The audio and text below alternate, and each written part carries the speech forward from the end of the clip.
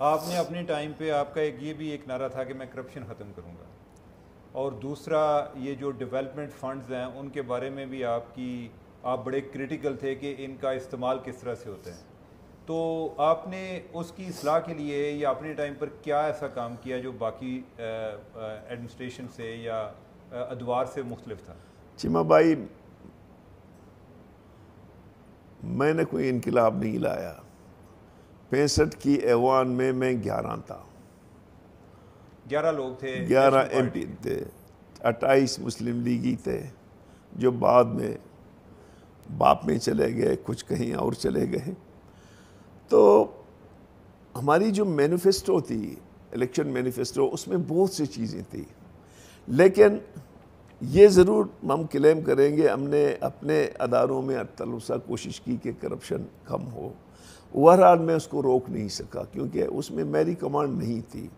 باقی جو ہماری دوسرے فرض کے لائن آرڈر تھا اس کو ہم نے بہت بہتر کی. ہم نے آہستہ آہستہ پولیس میں ریفارم کی، تھانے بیچنا بند کیے. پولیس میں 0% جو ہے نا میں نے پولیٹیکل مداخلت نہیں چھوڑی. آج بھی اپنا یہ مشتاق سکیرہ صاحب ہیں، اس سے پوچھ لیں کہ کوئی تمام پولیس ہم نے این ٹی ایس پہ لگائے. یہ اس ٹائم آئی جی تھے؟ اس ٹائم آئی جی تھے. کوئی میں نے ایون اپنے ڈسٹرکٹ کا بھی میں نے کہا کوئی اچھا افسر بھیج دو، میں نے کسی کا نام نہیں دی. تو لائن آرڈر کے ساتھ ساتھ ہم نے ایجوکیشن پہ بڑا کنسنٹریٹ کی. میں جب آیا 4% ایجوکیشن بجٹ تھا، اس کو ہم 24% پہ لے گئے. 24% پہ، بلکہ ایک ہی سال میں نیپ نے ایک میڈیکل کالج بنایا تھا. میں نے 3 میڈیکل کالج اور 6 یونیورسٹی ودن 2 ایئرز بنائے، 6 میڈیکل یونیورسٹیز. تو ہماری کنسنٹریشن، کیونکہ مجھے تھوڑا بہت ایجوکیشن کا تجربہ تھا، تو اس میں ہم نے آج آپ دیکھ رہے ہیں اسلام آباد میں، کراچی میں، لاہور میں ہمارے بچے اور بچیاں جو پڑھتی ہیں، یہ بیسیکلی وہ 93 سے 96 کی جو ہماری پالیسی تھی ان کی وجہ سے. ہمیں جہاں کہیں 20 بچیاں ملتی تھی اور 1 مڈل پاس ملتی تھی، وہ ہم اس کو اپوائنٹ کر لیتے. تو اس سے یہ ہے کہ ہماری ایجوکیشن میں جتنا آپ انسنٹیوز دیں گے اتنا ہی چیزیں بہتر ہوں گی. تو میں سمجھتا ہوں کہ ہم نے خاص طور پر کلچر پہ بہت کام کیے، اور کلچر میں جتنے اکیڈمیز تھے ان کے گرانٹس ہم نے اس حد تک بڑھا دیے کہ اب وہ ابھی سانس لے سکتے ہیں. کتابیں بھی چھاپ رہے ہیں، کیونکہ میں جو خود کلچر کا آدمی تھا تو کلچر پہ ہم نے اچھی خاصی وہ کی. میوزیکل انسٹیٹیوشنز ہم نے بنائے، بلکہ سروس پہ ہم نے تو کمپٹیشن بھی کیے. کمپٹیشن ہم نے اسلام آباد میں بھی کیا تھا. تو یقیناً شارٹ پیریڈ تھا، 2.5 سال کا، کچھ بھی نہیں تھا، لیکن ہم نے کوشش کی کہ ہاں ایک نن فنکشنل صوبے کو ہم نے فنکشنل بنایا. اچھا، آپ اسٹوڈنٹ یونین سے آئے ہیں، تو اسٹوڈنٹ یونین کے حوالے سے بھی آپ نے کوئی کام کیا؟ ہمارے ہاں یونین نہیں تھے. بلوچستان میں ایک دفعہ بلوچستان یونیورسٹی کا جو الیکشن ہوئے، وہاں ہمارا ایک دوست تھا عمر، بی ایس او کا کارکن تھا، وہ شہید ہو گیا. اس کے بعد بلوچستان میں یونینوں کا سلسلہ کم ہوا. البتہ اس سے پہلے ہوتے تھے ہمارے ہاں، تربت میں ڈگری کالج میں ہوتے تھے، باقی جگہوں میں.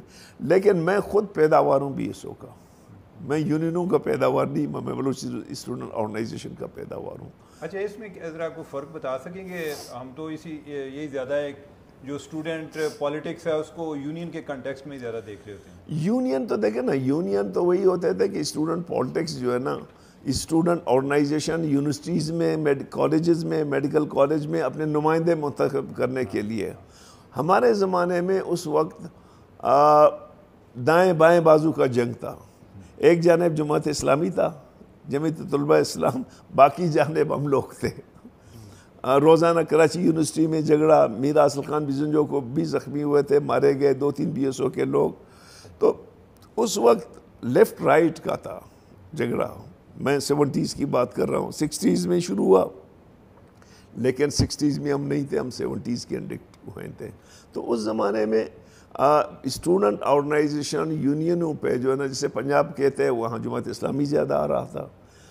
بلوچستان اور خیبر پختونخوا اور کراچی میں این ایس ایف تھا. جتنے ترقی پسند لوگ تھے وہ مل کے جو ہے نا الیکشن لڑتے تھے.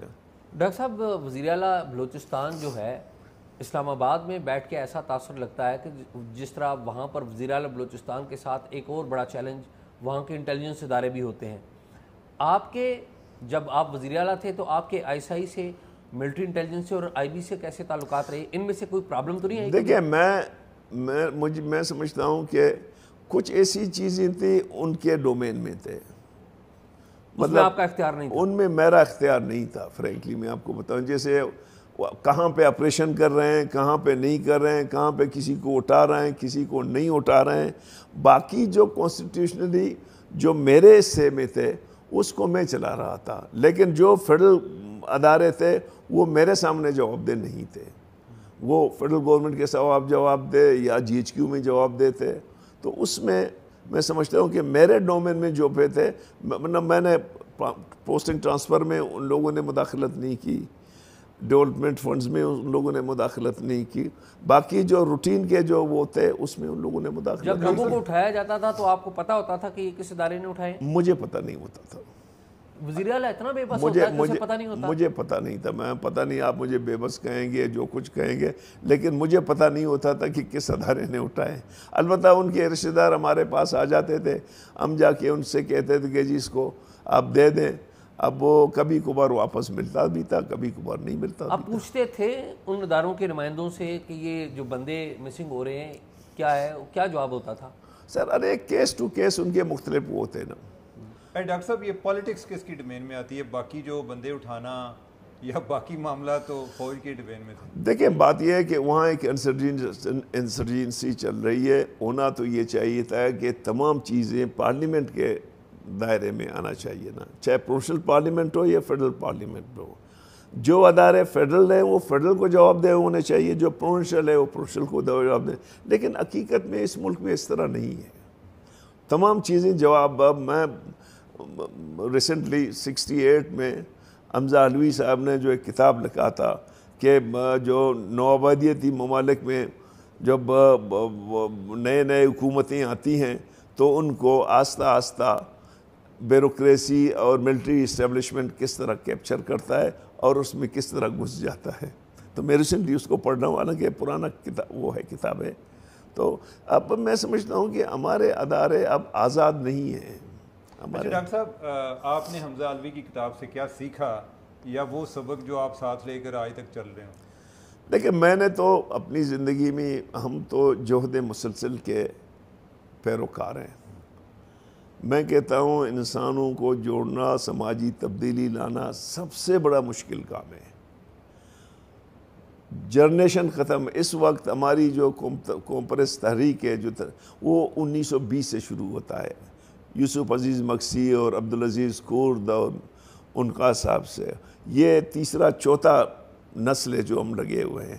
لیکن کچھ چیزیں بہتر ہوئی ہیں, کچھ چیزیں بدتر ہوئی. اس زمانے میں مثبت ویلیوز زیادہ تھے, اب لوگ زیادہ لالچی ہو گئے.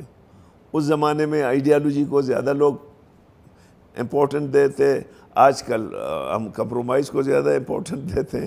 تو یہ ایک ہم سماجی تبدیلی کے لیے جو بھی ہم نے پڑھا ہے, جو کتابیں, ہم اس کے لیے جدوجہد کر رہے ہیں کہ لوگوں کو بہتر زندگی دے سکیں. اس وقت تو ہماری پولیٹیکل پارٹی جو ہے نا چاروں فیڈریٹنگ یونٹ میں کام کر رہی ہے. پنجاب میں بھی ہے, خیبر پختونخوا میں ہے, سندھ میں ہے.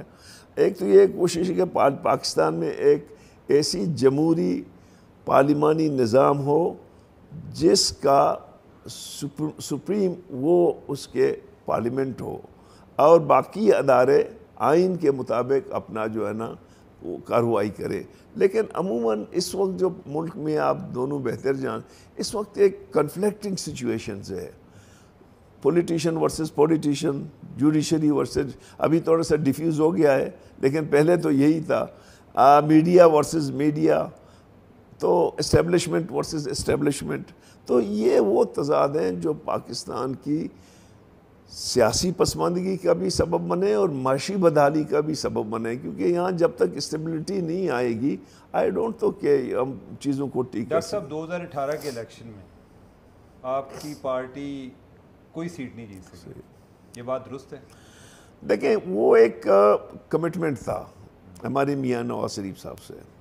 جب نواب ثناء اللہ کے خلاف ثناءاللہ زہری نواب ثناءاللہ زہری کے خلاف ووٹ آف نو کانفیڈنس آئی تو ہم نے اور پختونخوا ملی عوامی پارٹی کے مشر محمود خان نے یہ فیصلہ کیا کہ ہم اس ووٹ آف نو کانفیڈنس کے اس سے نہیں بنیں گے.